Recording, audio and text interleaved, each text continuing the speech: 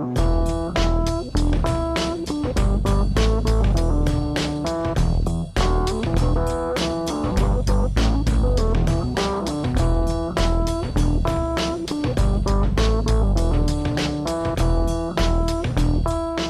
The Nose. Welcome to The Nose. We're down here in New Haven. We're here with a wonderful panel. This is going to be a conversation a little bit later about The Incredibles Part 2.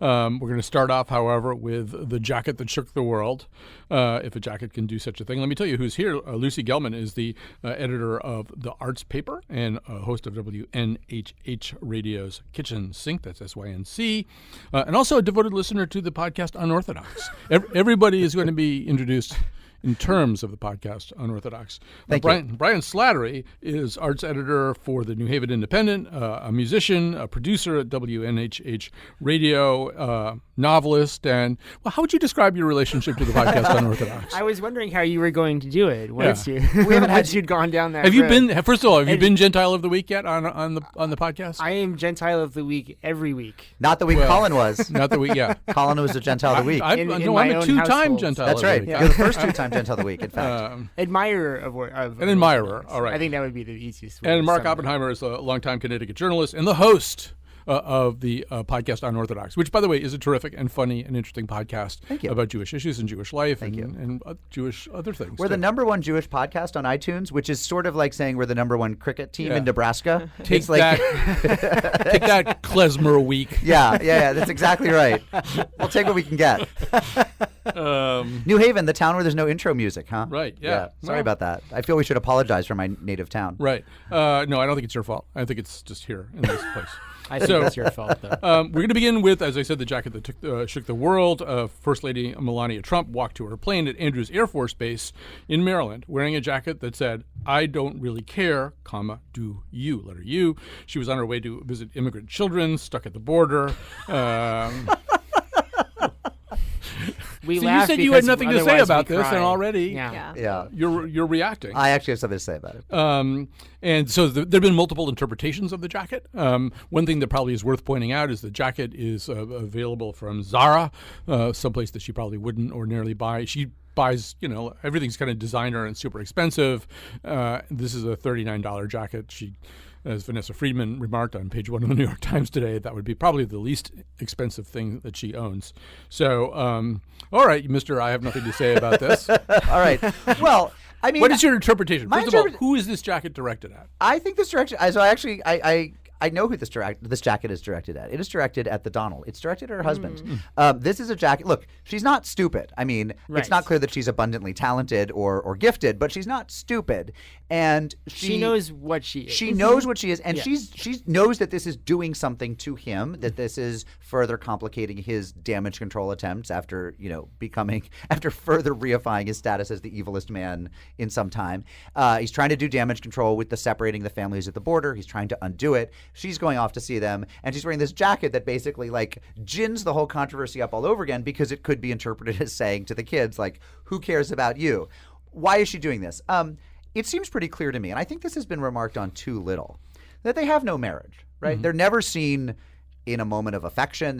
He's never seen conferring with her. When you think of other marriages, however difficult or fraught or interesting, the Clintons obviously, but they were a team. I mean, they are umbilically connected in a very profound way for all of the difficulties of their marriage. The Obamas, without question, the Carters, the Reagans, Ronald adored Nancy. These were people who had real teamwork in a sense.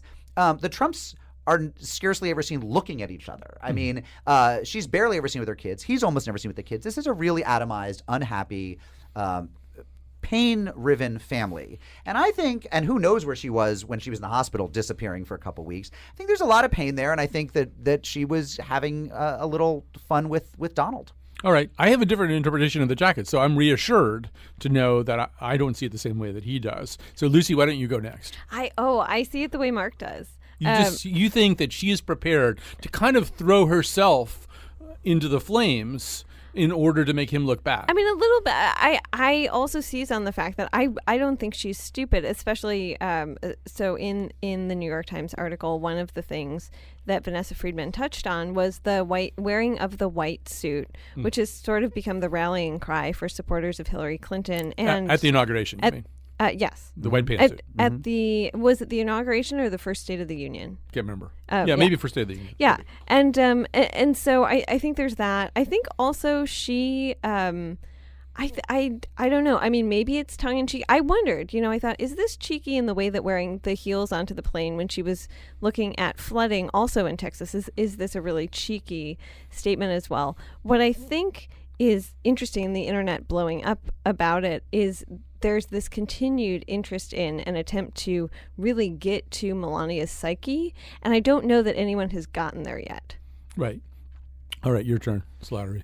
That was a good segue, because I'm one of those people that has given up on trying to get into the psyches of the Trumps in any way. Like, I feel like they're just this black box, and we get these strange missives from it now and again that we attempt to interpret, and it always feels like a lost cause. Like, and of course you want to know what's going on because you want to be able to start predicting what's coming next. Like, the better we understand the first family, the more likely we are to anticipate what will be tweeted the next morning. So I understand why we want to do that, but I don't think that we can. I think it's like, Schrodinger's first family or something. I don't know what's going on, but I kind of gave up, and as a result, I spend a lot of time being more interested in the amazing interpretations of this one jacket. Right. Which really range. Mm-hmm. Yes. If it's. I mean, there were 20 articles or so that I went through that all had their own take on what's going on. And you think, well, maybe none of us are right. Who knows? Right. And let me forestall a certain number of people tweeting at us. We understand that these things become distractions, and that there are really substantial problems that sit underneath them that are much more important and need to be talked about. Yes. And that this may also be part of the Trump overarching strategy or accidental strategy that they do this so well. On the other hand, there's something kind of irresistible about it. I mean, it's irresistible. All these things are irresistible. I mean, to your point, Mark, about her disappearance, I find myself thinking of the movie Agatha, which is based on a real incident where Agatha Christie disappeared for, 11 days or something. Oh, really? All of England was looking for her, and they had things like Arthur Conan Doyle and people like that were in the press trying to they hired, newspapers were hiring psychics because it was one of the most famous women in the world, and she just left her car somewhere and disappeared. And she had actually recently found out that her husband was having an affair, and this actually did turn out to be part, and she checked into a hotel under the name of her husband's mistress for some strange reason. And so when Melania disappeared, I was thinking, well, this is like Agatha, because all the Stormy Daniels stuff was kind of happening. And see, this is how I like the Oppie Lucy theory very much. I do like it very much. And I would love to think that that were true. Although there's a certain amount it makes more sense than a political statement. At the very least, she's refusing with something like this to coordinate with his communications people. Now, of course, let me just run this jacket by you before we do it. Okay. I mean, look, but they coordinate everything. Seriously, I mean, these image in a well-run comms shop, as they say, everything is planned out. Now, of course, he doesn't coordinate with his own communications people, so there's no reason she should. I mean, I'm not sure he coordinates with himself. That's right. So, but at the very least, she's not waking up in the morning. They're not sharing a bed, and she gets up in the morning and says, "Donald, do you like this jacket?" And he says, "I don't know. Let's run it by, what's her, Kellyanne." I mean, none of the normal stuff that goes on in the White House, all of us would run, is happening there. Right. So here's my theory: is that this is more of a cri de coeur. That this is a woman who. I don't think ever thought her husband was going to win this election and that she was going to be thrust into this role. And whatever kind of deal or arrangement that they had pre-presidency was either satisfactory or not satisfactory, but to whatever extent it wasn't, she could deal with this in her own way and on her own terms. And suddenly she's first lady of a country she's not even from and getting like a whole lot of scrutiny about all kinds of stuff. And there's where my sympathy comes in. Like, I just can't imagine being handed that kind of job. Right. And answerable at some level, at least for all kinds of policies that she doubtless finds repugnant, and having cameras pointed at her. I mean, she's no stranger to cameras. She's a model, but this is really, really different. And having her every behavior parsed, and having people wonder, what does she think about Stormy Daniels and anybody else who's like Stormy Daniels? And I think I saw the jacket as this kind of existential statement. Like, I don't care. I don't care about any of this. Like, here's a $39 jacket that kind of sums up how I'm feeling. Yeah. Oh, I just wanted to bring it. Was it Jessica Williams' tweet, the like Obama jacket versus The tan suit? Yeah. Yeah. Yeah. But I did think that kind of clapback was really important, and not just to say like, oh, ha ha ha, here's a funny thing, but like, let me remind you in this way that seems comedic at first, but you're gonna laugh because otherwise you would cry, at how far removed we are from the reality that we knew not that long ago. Right. So just for people who don't remember, President Obama on one occasion did wear this kind of tan sports jacket. Was it a suit or a sports jacket? I think It was a windbreaker, wasn't it? No, it wasn't a windbreaker. I kind of remember it being a suit. Yeah, I think it was I think it was a suit, but it was tan, which apparently I'd never given. I any had the thought to picture this. up in my locker. And it was sort of a thing. There was an outcry. And they made fun of him for it? Yeah, and there was like, this is not presidential, and presidents don't dress like But this. people thought brown wasn't a presidential color until Reagan wore it. Right. I mean, like serious. Yeah. You'll never see a brown suit in Mad Men. I mean, serious business people and men of affairs did not wear brown until Reagan did. I mean, they also didn't dye their hair much until Reagan did. I mean, there's all sorts of things that he basically said. No, my aesthetic is California is Sacramento leisure, and that's what I'm gonna. That's Sacktown chillaxing, and that's what we're gonna run with. And it reminded me. The whole thing reminds me a little bit of. I think it might have been on the Oscars years ago, but it was a thing where Whoopi Goldberg was hosting something, and they threw to, I think it was the Oscars, and they were showing some of the costumes, and they threw to kind of a runway scene where all these supermodels were walking by, as the way supermodels do as they walk a runway. And they cut back to Whoopi, and she said, you got to hand it to supermodels. They getting paid $10,000 an hour, and they still look pissed off.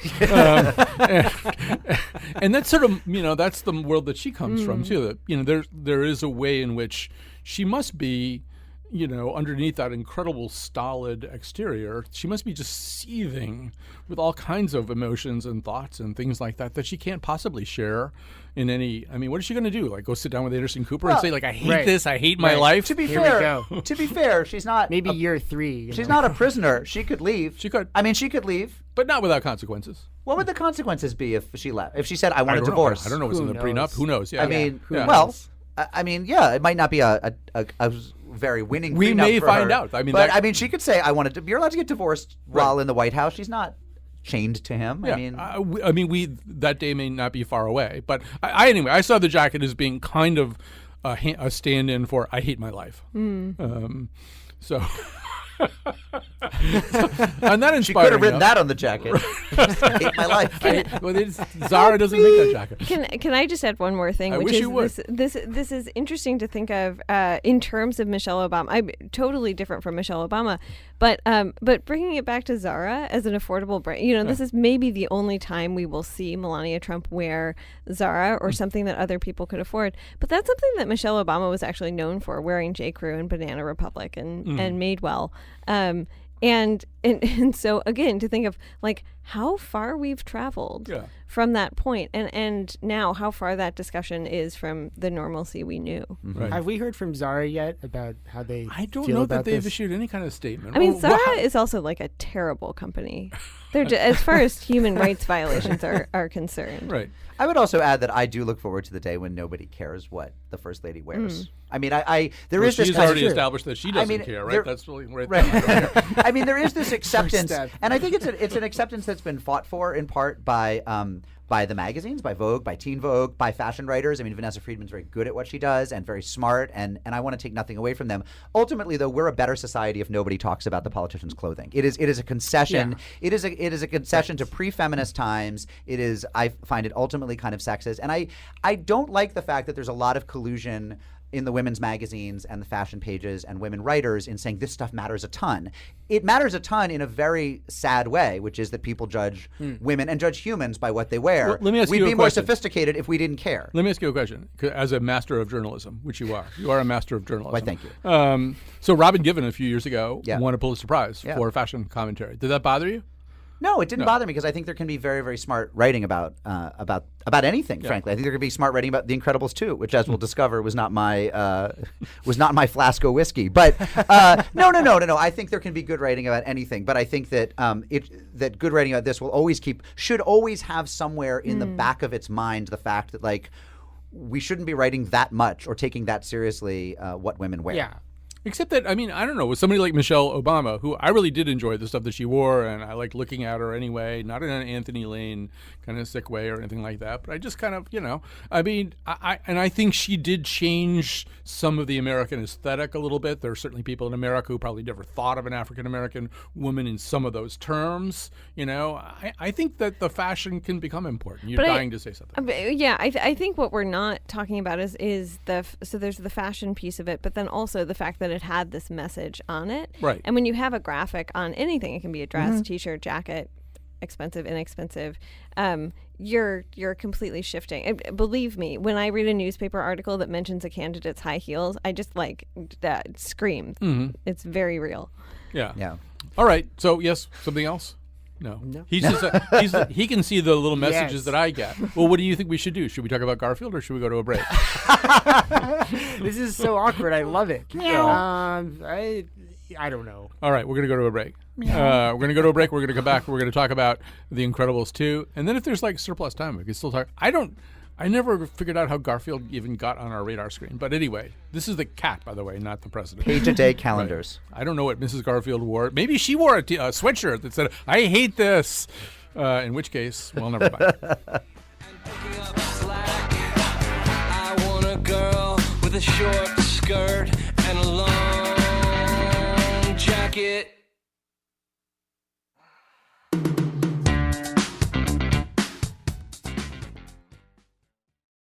This is one of these episodes of The Nose where the off-air conversations are every bit as interesting as the on-air conversations. This is one of these episodes of The Nose where the off-air conversations are every bit as interesting as the on-air conversations. And I don't mean to say that for the purpose of making you feel deprived. But if I don't know, they were just talking about something that I had no awareness of, and now I feel like maybe it needs to be a topic next time or something. Anyway, the topic that we're about to approach right now is called The Incredibles 2. It took 14 years between The Incredibles 1 and The Incredibles 2, although nothing seems to have changed or happened very much in the lives of these characters. But one of the things that is happening is that they are persecuted. The Incredibles, of course, is this kind of nuclear family, Bob and Helen and their kids. They have superpowers. Superpowers are being frowned on.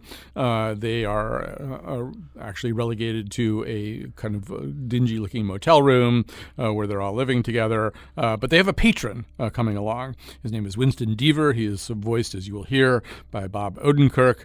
And he is willing to try to help them somehow, and he's got quite a bit of money to spend on it. So here we go. Let me ask you something. What is the main reason you were all forced underground? Ignorance. Perception. Take today, for example, with the Underminer. Difficult situation. You were faced with a lot of hard decisions. Oh, tell me about it. I can't. Because I didn't see it. Neither did anyone else. So, when you fight bad guys like today, people don't see the fight or what led up to it. They see what politicians tell them to see. They see destruction, and they see you. So if we want to change people's perceptions about superheroes, we need you to share your perceptions with the world. How do we do that? With cameras. We need you to share your perceptions with the world. How do we do that? We embed tiny cameras like those into your super suits. Wow, so small. And the picture is outstanding. Thanks. Designed them myself. You hear the voices of Holly Hunter, of course, and that is Catherine Keener as Winston Deaver's not entirely trustworthy. Well, we shouldn't say that. Who's interesting sister Evelyn. I'm just going to go around the table, kind of get a little sense of. I already know, but let you get a little sense of what people think. And for devious purposes, Brian, I'm going to start with you. All right. So I'm the person who liked this movie because I thought it was super fun, and that in some ways is the full stop version of this. But it's mostly that I am a big fan of Brad Bird, the director. I think he does the best action scenes around, whether live action or not. My favorite Mission Impossible movie is the one that he did because it has the coolest stunts in it. And animation lets him do even cooler stunts. Yes, Ghost Protocol. Yeah. But because he can, when he's animating something, the stunts get even cooler, beyond anyone's ability to perform them. And that's kind of what I signed up for, and that's what I got. And I was very pleased with that. And I also sort of just, I saw the whole thing as a sort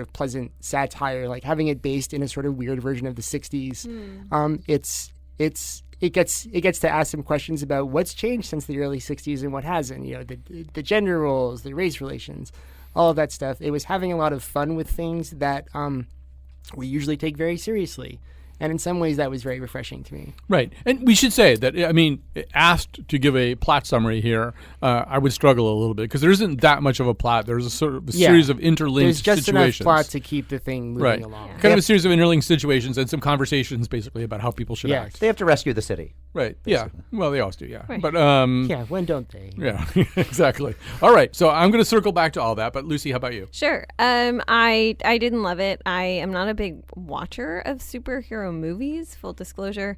But I found it more charming in parts than I thought I would. So there are things about this movie that are very sweet, and I think Brian in some ways hit the nail on the nose, whatever.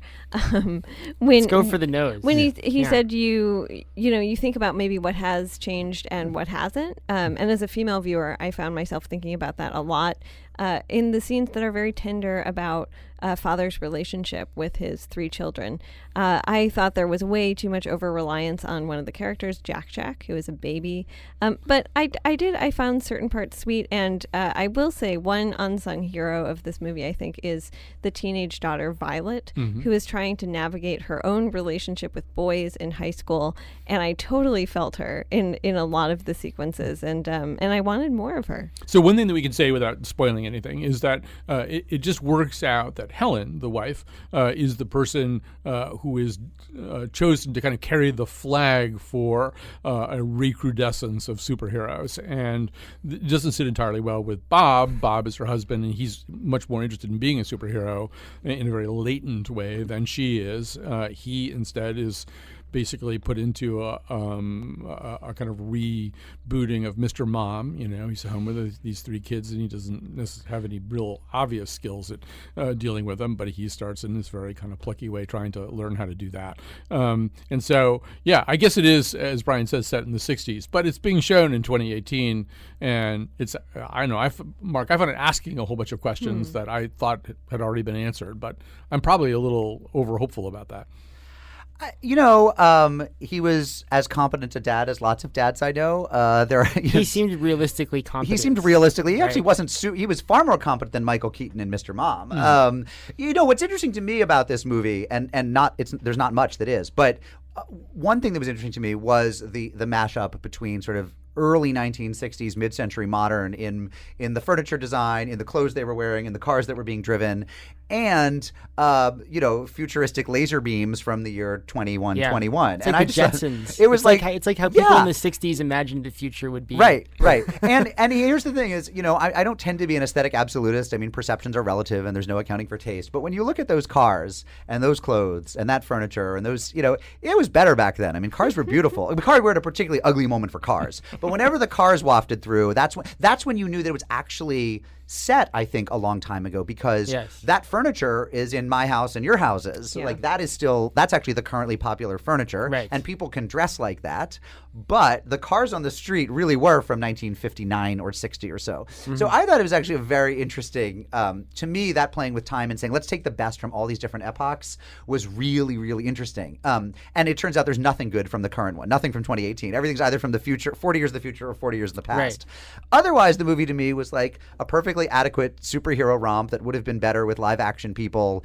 And live action superhero movies would be better if they were adult rom-coms made decently, or dramas acted by grown-up actors from real scripts. So while I am all for escapism and I enjoyed the movie adequately, I am left with that sense of like what else I could have done with the $20 that it cost me and Rebecca for tickets and popcorn. And I'm a little bit cranky about this. I thought it was a perfectly fine movie. I really do like escapism when done well. That said, I looked at the marquee of the Cineplex in North Haven last night. Like 8 of the 10 movies are either horror or superhero or Jurassic World, and I thought something's gone very wrong in Hollywood. Well, see, he can see when you send these little messages to me saying... It's true. Would you like to know what my son thought of this movie? Yeah, what did your son think? By the way, then I'm going to tell you what my daughter thought, because it'll say really interesting things about our respective households. So my son just thought it was fun. Yeah. He liked... The plot was like just enough plot for him that he could stay ahead of it, which he really liked. Like he liked that he could predict what was going to happen. He's 11 years old. I was going to say, And- the thrill of that may start to wear off at some point. Yes. No, exactly. But he was sort of pleased. He goes like, I knew it the whole time.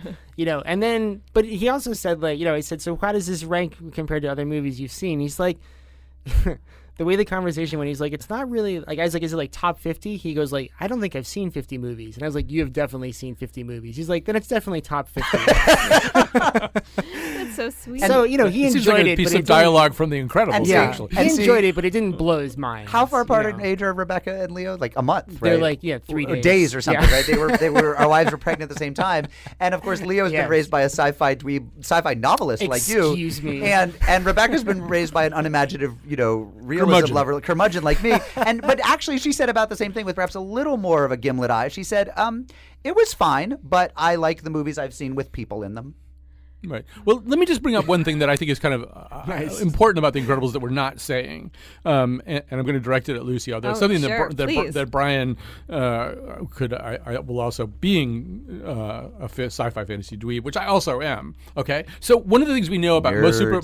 superheroes configurations is Should be in my idea. they're not families, right? They're just not. You know, if the Guardians of the Galaxy get tired of each other, they just go off and do something else. If Thor gets sick of the Avengers, he can just walk away, right? It's just like Exit strategy. Nobody's Right. there are these kind of found families, Right. these things, where the people in Fast and Furious, like, well, we are brothers and stuff. Well, you're not really brothers, and like, Yeah. if you don't like it, you You're can just brothers go. until you run out of So gas. the Incredibles are unusual in that they are a Yeah. nuclear family. They have the thing that they have to make work, along with saving the city, is they've got to make this nuclear family work. And I do think that's one of the places where this is in some fairly fresh territory for the genre.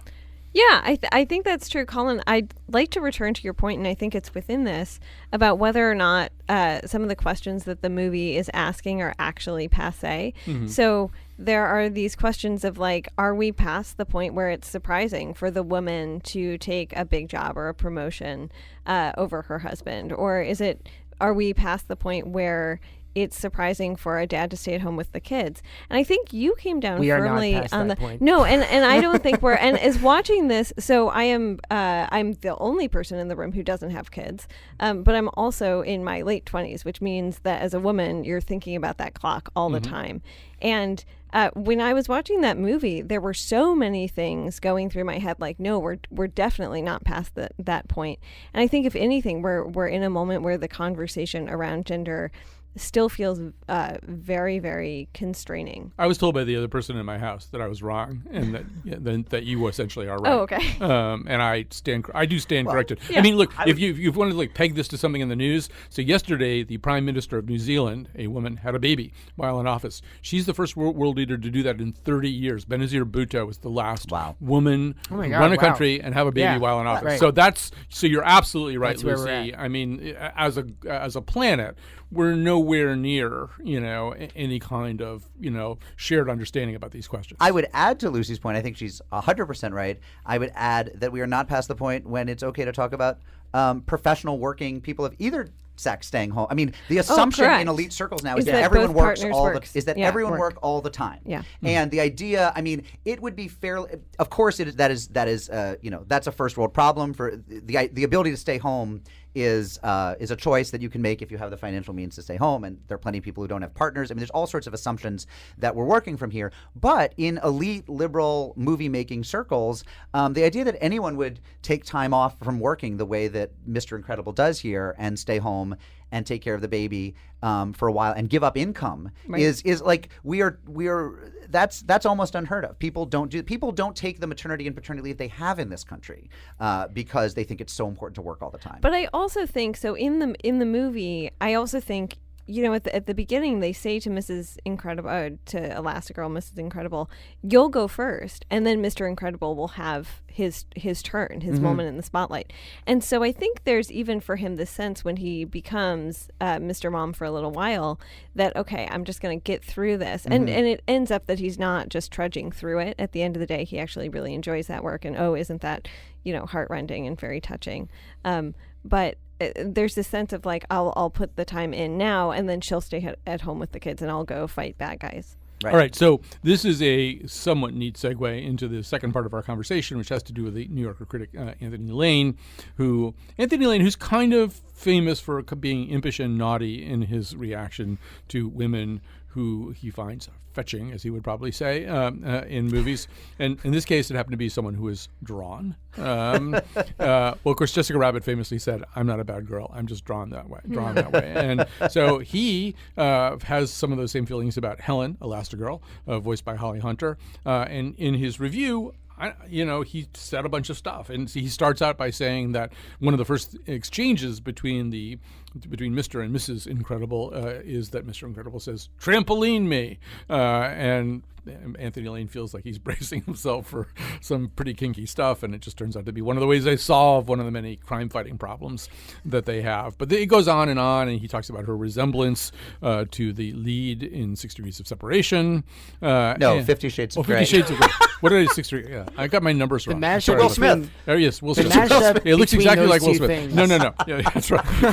I It's kind of really funny, want to actually. see that. Yeah, so 300 degrees Right. of separation and gray. Well, anyway, no, okay. So, but thank you for setting me straight there. So anyway, he thinks that, and then there is a little sort of moment that takes place between Helen and the other prominent woman in the thing, which is the sister Evelyn, who's voiced by Catherine Keener. I'm all flustered now. You got me all flustered.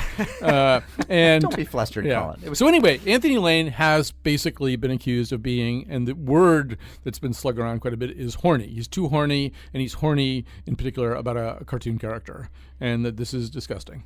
So you can't go first about this. Okay. Somebody else has to go. Lucy, you go first. Oh, I mean, I can go first insofar as I read it and I thought it was icky, but I didn't think it was particularly surprising or worthy of outrage. So when I saw the movie, and I saw it with my partner, who is a straight man, and as we were leaving the theater, he said, I don't really like how Elastigirl was portrayed. And I said, oh, well, me neither. But, I played with Barbies as a kid, and they couldn't sit down if they were real life human beings. And so this is something that it didn't sit well with me in the movie. But when I read it in the review, I kind of thought, well, that's gross, but I'm going to go, it's like, that's gross. You finish the review and you go and do your thing. All right. I'm being told that I should read the most offending passage. He says, which brings us to the other event. Take your seat at any early evening screening at Incredibles 2. I was at one of those yesterday, in the coming days. Listen carefully, and you may just hear a shifty sound as of parents squirming awkwardly beside their enraptured children. And why, kids? Because mommy just leaned over to daddy and whispered, is it just me, or does Mrs. Incredible kind of look like Anastasia in 50 Shades of Grey? The girl in the red room with the whips and all. And daddy just rested his cooling soda firmly in his lap and, like Mr. Incredible, tried very hard to think of algebra. As for how daddy will react later on during the scene in which Helen and the husky-voiced Evelyn unwind and simply talk, woman to woman, I hate to think, but watch out for flying popcorn. But it's also, can I say, like, this is hardly, and I think Brian also agrees with this point, this is hardly the first time that a guy has admitted to having a fantasy about two women. Now, whether they're two women who happen cartoon to be, characters. who happen to be cartoon characters. Yeah. But and can we say the BONER word on public radio? Well, I don't see a meaningful distinction No, between but we spelling can it and spell it. saying it. Yes, you may SAY Say two messages. BONER.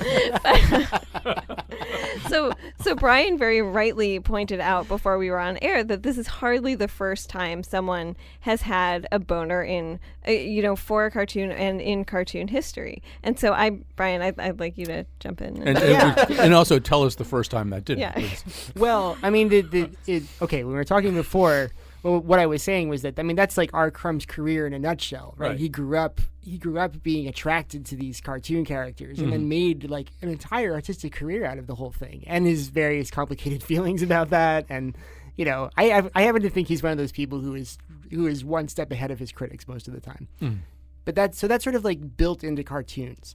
But that said, when I read that review, my first thought was like, what? Like, speak for yourself. I wasn't, I was just thinking I was watching an action movie. Yeah. And, so yes, but it is. I mean, it is kind of like part of the DNA of cartoon and comic culture, and that's something that the culture itself is coming to terms with now that it's no longer an underground fringy thing, and has a lot more women in it for that matter. That's something that within the culture it's still really working out, and that's actually a pretty interesting conversation. I think this is one of those cases where if we'd all read the review, as perhaps some of us did, without knowing that there would have been Twitter controversy about it, I don't think any of us would have said, oh my God, Anthony Lane made double entendres in his review. Double entendres or references to sexuality or even perviness, as he was accused of, or horniness, can exist nicely if well turned and appropriately deployed in criticism, in all kinds of literature, in poetry. I mean, what are we going to throw out Philip Larkin? I mean, here's the thing. First of all, this is a Twitter controversy only, which is to say it's a fake controversy, right? There's no actual human lives on whom this touches down. There are no actual wronged people here. I mean, there's a sense, if you read some of the tweets, and I'm not on Twitter anymore, so I had to read them as screenshots and in articles that summarized it. But there's a sense that somehow people have been attacked or wronged. There is literally no victim. I mean, literally, this is a comment about cartoon characters.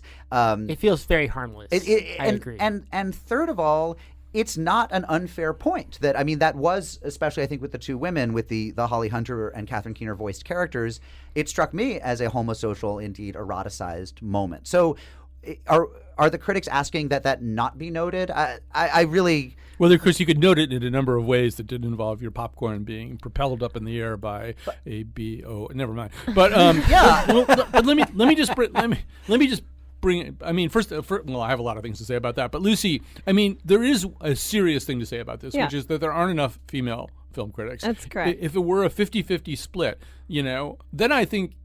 I don't know how you could. Then I'm totally 100% on the Oppenheimer side of this line, which is, if it's a 50-50 split and everybody gets to have their gaze towards whatever and then talk about it however they want to, I can't imagine that there could be a problem with Anthony Lane. I mean, David Edelstein went through the same thing last year with Wonder Woman, where he was too attracted to Wonder Woman. Was he not supposed to say Gal Gadot's attractive? Is that where we are? Yeah, I mean, but I get it. Nor is Paul Newman. Yeah, right. Not attractive. I get it in the context of there being a lot of men writing film criticism who feel comfortable expressing their male gaze reactions to these women. Nothing wrong with that, except there's not enough of a counterpoise. Yeah, I would agree with that. Also, if you think about who is doing film criticism now in the world of podcasting, again, some of the best known, like if you're thinking of Film Spotting, for instance, you've got men and often male guests as well.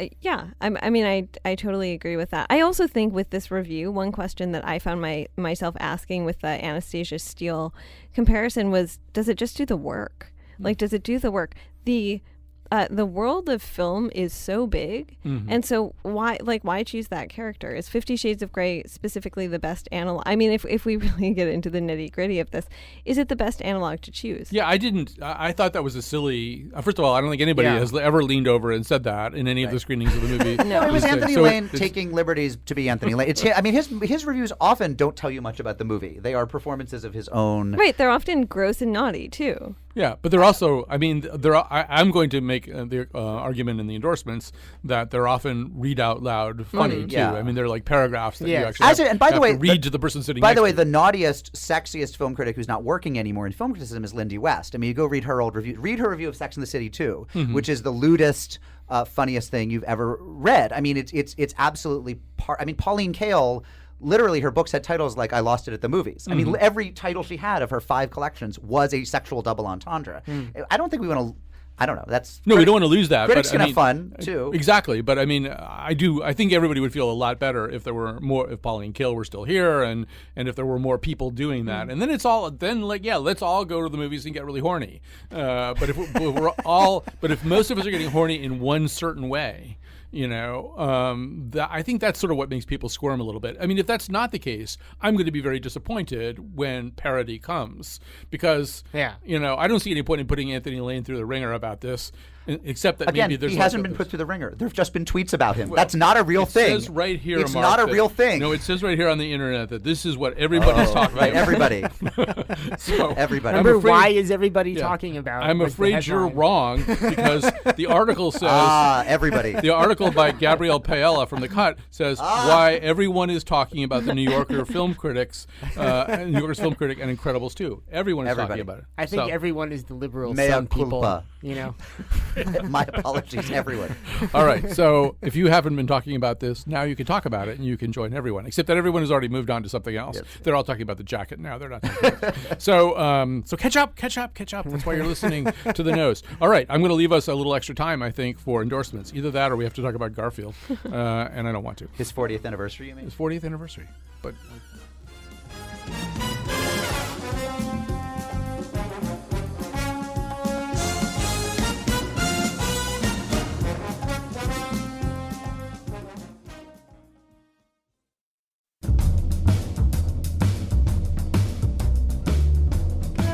Today's show was produced by Jonathan McPants. The part of Bill Curry was played by Bob Odenkirk. On Monday, we'll be back with news from over the weekend on The Scramble. And now, back to Colin. All right, so I am back here in the studios in New Haven. The music's all fixed, as you can tell. Mark Oppenheimer's here, Brian Slattery. And Lucy, you're going to get us going here with recommendations. We're going to offer you some things that might spice up your weekend a little bit. Why don't you go first? Yeah, I have two quick endorsements. The first is the Freshworks Play Festival. So it's a festival of new plays. It's free at Collective Consciousness Theater, which is located in Erector Square in New Haven. There's one reading tonight at 7 p.m. and two readings tomorrow. I think one's at 3 p.m. and one's at 7 p.m. They're all new plays. They're all by people of color. I think it's really just wonderful that this is in New Haven and very exciting. People can go out for it. Also tomorrow. Oh, before you go on, is there like a website where people who didn't Yes, digest everything that you just said? It is could go? socialchangetheater.org. Okay, socialchangetheater.org. And people could also Google Collective Consciousness Theater, and it's theatre, like with the R-E. Theatre. Because they're fancy. And the other thing is tomorrow is World Refugee Day, and New Haven is showing out for it. So one thing at 1 p.m., the International Festival of Arts and Ideas has added a performance of Todo Kasaku's play Requiem for an Electric Chair. Todo is a refugee from Congo who won political asylum a couple months ago. He's a very famous theater director, and he acts in this as well. And it's a beautiful piece of theater that I highly recommend people to go out to and check out. The other thing is all day, all afternoon, there are festivities for World Refugee Day at Trinity Church on the Green. That Iris, the integrated refugee. Well, they're a great organization. Yes, Chris they're George. they're Okay. yes, Chris George. So check it out. Enjoy New Haven. I would like to report that during this particular segment, Mark Oppenheimer pulled his Tevas back on and kind of got the, it's like you're going to like sprint out of here. No. It's like I've got to gird myself. Like I'm going to right. wait till you see how many recommendations I have. All right, well, go. Okay. So I've read a couple good since getting off Facebook last week, and I should say my first recommendation is just get off social media, Twitter, Facebook. I've been off both of them for now about a week, and I've read 2 novels and seen 2 movies, and it's like so liberating. I just get off. Life's too short. So that's my first endorsement. One of the books is this book, The Force by Don Winslow, who wrote the book Savages that I think that became a movie. Was that an Oliver Stone movie? It was an Oliver Stone With Blake movie. Lively. It was not a good Oliver Stone. Oh, no. I thought the movie was fabulous. I thought the movie was like sexy and violent and wonderful. It was like the best Brian De Palma movie he never made. And but Don Winslow wrote the book on which it was based. His recent book about corruption in the New York City Police Department called The Force, which I think came out a year or 2 ago. It's just out in paperback, is out of this world. I mean, it'd be interesting for people to read that book and then ask themselves, like, what is it that a Philip Roth or an Alice Munro or a Laurie Moore, these other literary fiction people has on this. I mean, it's genre, it's pulpy to the core, but it is as moving and profound as anything I've read in a long time. And then the other one that I'll give, a book that I read a few weeks ago, is the joint memoir by the Duplass brothers, by Mark and Jay Duplass, which is has anyone here read that? No, I mean, I've read the interviews that go along with it. It's as good and moving and touching a book about brotherhood as anything I've encountered. And as someone with 2 brothers whom I'm very close to, it's just so moving to see these two brothers who they used to sleep in each other's beds. They were 4 years apart in age, and at like 14 and 10, they were still like clinging to each other at night, which is unusual, I should say. The book is so sweet, and it also says a lot about Hollywood and its problems and filmmaking. And I forget what the book's called, My Brother or something, but it's the Duplass brothers book. We'll have somebody look it up. All right, those are your two. And get it off the web. So that's 3. Right. Yeah. But you're just sort of like somebody who's gone on a diet, and you're just like, you've been on it a week. Oh, you think I'm going to go back on? I don't know, Definitely. but you're like, You're going to be like 2 packs a day when you come back. Look, I'm not claiming I cut back on my ice cream consumption, No, it's but cool. I'm It's not called- going to judge you. The book is called Like Brothers. Like Brothers. Thank you. Like Brothers. Thank you. Somehow or other, I'm not surprised. There's something Duplassian. I could see you being. Well, I look a lot like Mark Duplass. Yeah, you do look a little bit like And Mark. interestingly, for a long time, I got Daniel Radcliffe. Yeah. But I think that's wrong. I think it's only because more people But you know. do look like Mark I Duplass. look a lot like Mark Duplass. Yeah, you do. All right. All right, Brian. The first thing is a slightly general thing, which is that for people who like to go out and hear music in New Haven, there are, even off the top of my head, 3 new things. There's a new venue opening called the State House. It is, not surprisingly, on State Street, and it's starting to book some really interesting things.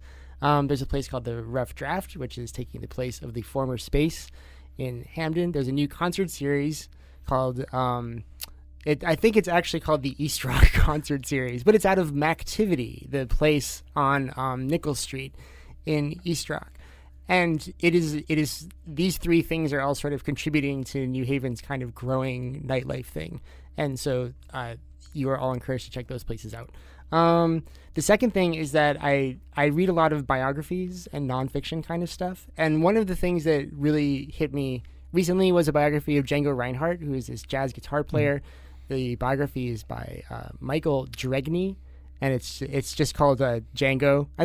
For some reason, I seem to be attracted to things that are named after the very things that they're about. Spelled Django.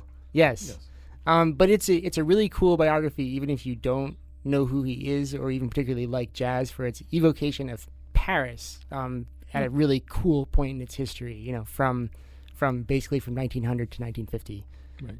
There sort of aren't many uncool periods in Paris. Yes, that one's particularly fraught. So, just to maybe build on to the State House, one of my adventures today was that I took the brand new Connecticut Rail train. Yes. The CT no P, as I think of it, because there are no bathrooms. You can kind of hold it. But the first thing you do is you get off the train, you run over to the Elm City Co-op. And Are there windows? Some honesty and stuff like that. So yeah, but anyway, it's really great. It's really fun. It's for the machine. You buy the ticket. It's very easy to use, and it goes swiftly down the line, and it's great. I mean, and you get off. I get off at the State Street station. It's a short walk over here, and you kind of get off. You're dumped into the so-called Ninth Square area too, which I think is sort of good too, because I think a lot of people come down to New Haven and they go to Yale Art Gallery. They do this, they do that. They might not experience some of the stuff. I'm less familiar with that, so it's really a great thing, and I think people should use it, and do the reverse. Obviously, come up to Hartford. We have things to offer you there, and we can guide you around to things. And I want to say a thing, which is the DOT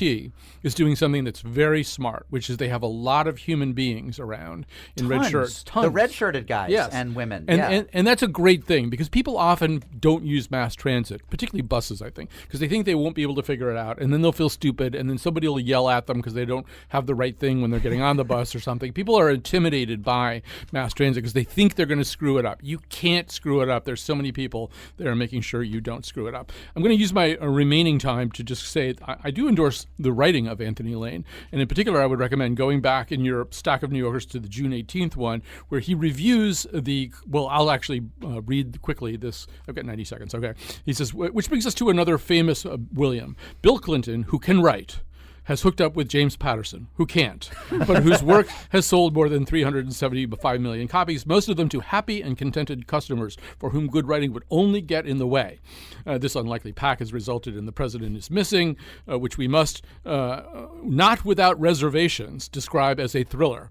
Now that's a great little line there, not without reservations. He says, get a load of this, quote, the stun grenades detonate, producing a concussive blast of 180 decibels. And then he comes back, 180, mark you, and not a decibel less. If that isn't thrilling, I can't imagine what is. And the whole thing is just really terrific. And one of the things that he asked, back to your Don Winslow point, is, Bill Clinton could have picked anybody. Yeah. Why did he pick such a terrible James Patterson? Why didn't he pick Don Winslow? He could have had Martin Cruz Smith. He could have had anybody. So, Michael Connelly. anyway, it's a great piece. And Anthony Lane really is a truly funny, read out loud writer, even if he's a little creepy about women in tight costumes. All right. Thanks very much to my wonderful panel here. That's Lucy Gelman, Mark Oppenheimer, Brian Slattery. They are all the hosts of Unorthodox. Number one Jewish podcast on the web. Only podcast on which you've been twice Gentile of the Week. All right. We have to go.